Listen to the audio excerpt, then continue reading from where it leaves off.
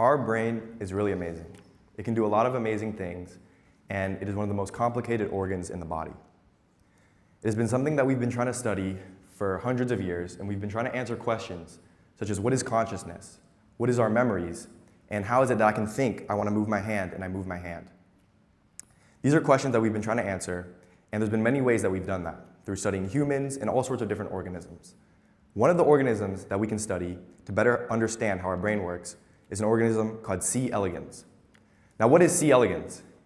It's a microscopic worm found in the soil. And if you were to go outside right now, take a cup of soil, dump it out, and you use a microscope to find it, you could probably find C. elegans. It's an incredibly small worm that lives in the soil, and it can teach us a lot about our brain. It was first discovered around in the 50s, and it has led to countless research that has been done on this worm. Now, this worm is relatively small. It's not the earthworm that you may think of, that when it rains it comes out. It's not that. It's incredibly small. It's about the size of a tip of a pencil. And one of the reasons how we can study this worm and why we can study this worm is because it's so small. Unlike other animals, this worm is small and it doesn't eat a lot and it doesn't need a lot of space. So we can grow this worm in large quantities and we don't need a lot of resources to support it. With a single worm, it can also reproduce really quickly. So we can have a worm that's really small. We don't need a lot of space. We don't need a lot of food. It actually only eats bacteria. So it doesn't eat a lot of the other foods, and it doesn't take a lot of resources. And we can easily grow a lot of them. So with one worm, it's actually a hermaphrodite, which means that it has both male and female reproductive parts, which means that it can essentially clone itself. You can start with one worm on a plate, give it enough time and space, and in 3 days, it can lay 300 eggs. So each of these 300 eggs are genetically identical to the parent worm, and each of these 300 eggs can hatch and form another 300 eggs. So in 1 week, we can start with one worm, put it on a plate, and have 90,000 worms. So in science, the more times you test something, and the more animals you test it in, or the more things you test, the more valid and the better your data generally is. So with one worm, we can easily get a lot, so we can easily test our findings, or whatever we want to test, on a lot of these worms. Another benefit of this worm, I talked about how it's really small. I talked about how we can grow a lot of them. Another benefit is that they're relatively simple. This worm has 959 cells. Of these 959 cells, only 302 of them are neurons. 302 may seem like a large number, but 302 is relatively simple, and scientists have analyzed and studied this worm enough where we can map out every single neuron and what neurons it connects to. So we have what's called a connectome. A connectome is basically a map that shows every neuron, what it connects to, how it functions, and such. So we basically have a worm where we can see inside of it, it's transparent, we can grow a lot of them, and we have a map of it. So it's basically a perfect tool for studying our nervous system. So comparatively to humans, how does this worm apply to humans? Humans have 30 trillion cells, and we have 86 billion neurons. So we have 86 billion neurons, yet this worm only has 302. How does an animal with 302 neurons, the size of a tip of a pencil, teach us about 86 billion neurons? One key fact about this worm, the most important thing about this worm, is that we share 80% of our genes with it. So 80% of all the genes that are essential for life, and 80% of the genes for diseases, all the things that we're formed through, we share with this worm. So we're actually not so distant from this worm than we may think. So studying these genes is really important. And one of the things that I wanted to study in this worm was, how do these genes affect neurons? This worm has 302 neurons, so how do some of these genes affect neurons? So I wanted to choose a gene in the worm that had 2 criteria. First of all, I wanted this gene to be conserved, which means that it is in the 80% that we share. If it was a gene that is in the 20% that is only applicable to the worm, it wouldn't really teach us a lot about ourselves, because it only applies to the worm, right? It's not a gene that we also have. So I wanted to choose a gene that we also have, and I also wanted to choose a gene that this worm has. And then my second criteria was a gene that was not really previously characterized. So humans have about 20,000 genes. This worm also has about 20,000. And it's not practical to study every single one of them. Some of them are less important, some of them can teach us really big things, but scientists have not been able to fully study every gene. So I wanted a gene that we also have and was also not really studied a lot. So I decided to land on a gene called UNK1. Now, what is UNK1? Like I said, it's a gene that's found in the worm that is relatively uncharacterized, which means that there wasn't really a lot of background research on this gene. This gene in the worms was actually almost never studied. There was not a lot of papers, there wasn't a lot of information about this gene, and I wanted to find out, what is this gene in the worms, what does it do in the worm's nervous system, and how does that apply to us as humans? So the first part of seeing what a gene is, every gene encodes for something called a protein. The first part of seeing what a gene is to find where is this gene? How do we know this, or how can we find out this gene, and how do we know what part does it affect? Does it affect the worm's head, the tail, the muscle? Where in this worm does it affect? Right? We can't just look at the whole worm. We have to find out where it affects. So one of the ways to do that is to take something from a jellyfish. So this is a jellyfish. It's found in the ocean, and it has a special thing called a green fluorescent protein. That's a protein that fluoresces green. It glows. It's like a glow-in-the-dark jellyfish. Now what we can do is we can take this gene from this jellyfish, use gene editing technology, CRISPR technology, put this gene onto my UNK1 gene, and we were able to see where it is. So it's like taking a high visibility vest, putting it on, and seeing where this person is. So we take this green fluorescent protein, put it onto the gene in C. elegans, and we can see that it's actually localized in the head. So this gene is found mostly in the neurons of the worm. So previously, this gene didn't have a lot of background knowledge. Like I said, there was not a lot around this gene. So what I knew about this gene was it was in the head of the worm. No, what I knew about this gene was it was related to neurons, but we don't really know too much about it. So now I know it's in the head of the worm, and I know that it's related to neurons. It's in the neurons of the worm. So now we know where UNK1 is. We can focus on the head of the worm.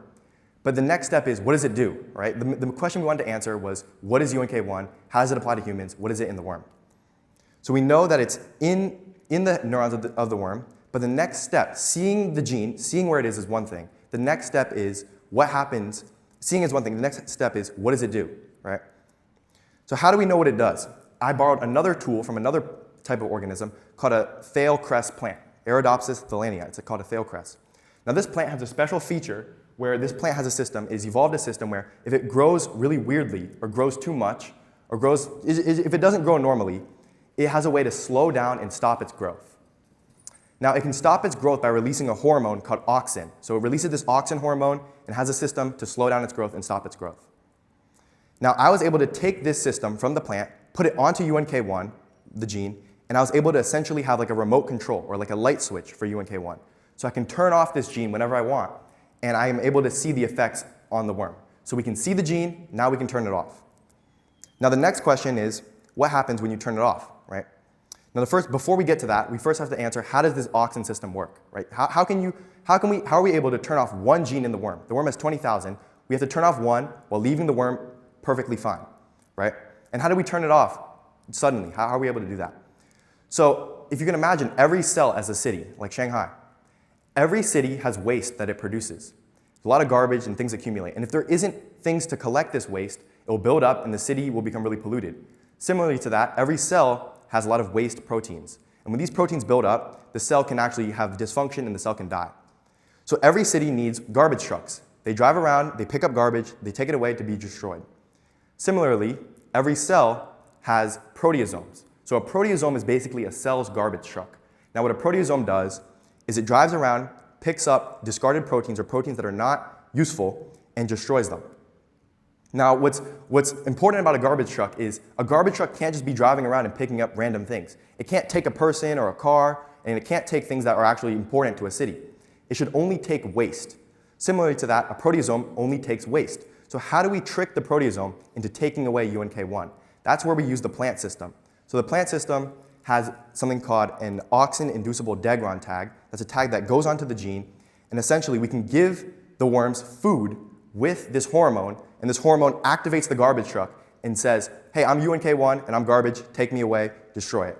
So we can basically give the worms a special food and it can destroy the gene completely overnight. So you can see on top, that's a similar, both of the worms on top were hatched at the same age, the worm on top and the worm on the bottom. And the worm on top was given normal food overnight, and that was a photo of its neurons, and that was a photo of UNK1.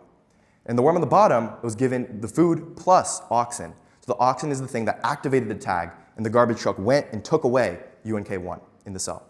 So we can see that almost completely we've removed UNK1. So we've seen where it is, and we've now taken it away. Now the next step is what happens when we lose UNK1, right? What does it affect in the worm? Why is it important? How does it affect the worm? So we've noticed that the worm on the left was given the normal food. It was given normal food, and it was a normal worm. It does normal worm things.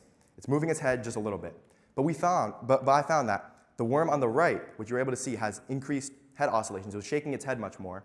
That was a result of losing UNK1. So if we lose UNK1 and we have increased head oscillations, that may lead us to believe that this UNK1 gene is important for the nervous system of the worm. Similarly, in humans, we have a lot of genes that regulate how we move, how we talk, right? How we do the things that we do. When we lose some of these genes, we can have irregular movements. We can have shaking, there can be sudden movements, and there can be things that aren't normal in nervous system behavior in humans, in us. So this leads us to believe that UNK1 is related to nervous system behavior. Now, this is just one small finding in the general realm of the worms. This worm is actually really well studied. There's actually been over 20,000 research articles on this worm, and in the past 24 years, there's been 4 Nobel Prizes given to the study of this worm. In fact, if you guys have heard of the Human Genome Project, one of the first multicellular organism that was sequenced was a worm. So basically, the whole reason why you're able to today take a DNA test and find out who you are, where you come from, your genome, the whole reason we're able to do that is built on the foundation of the first animal that they did that in was the worm. So the worm has been a very valuable tool to science because it's powered so many articles and so much research for the scientific community. However, there's still so many unknown questions. The worm doesn't just teach us about our brain, and it doesn't just teach us about our nervous system. This worm has many other core foundational biological principles that it shares with us. For example, certain diseases are also found in the worm, and also certain biological processes like cellular formation, also aging. Scientists have been trying to find how can we extend our lifespan by studying this worm. Because this worm is such an amazing tool, thousands of articles have been published, and this worm has provided countless hours of research and knowledge to the scientific community.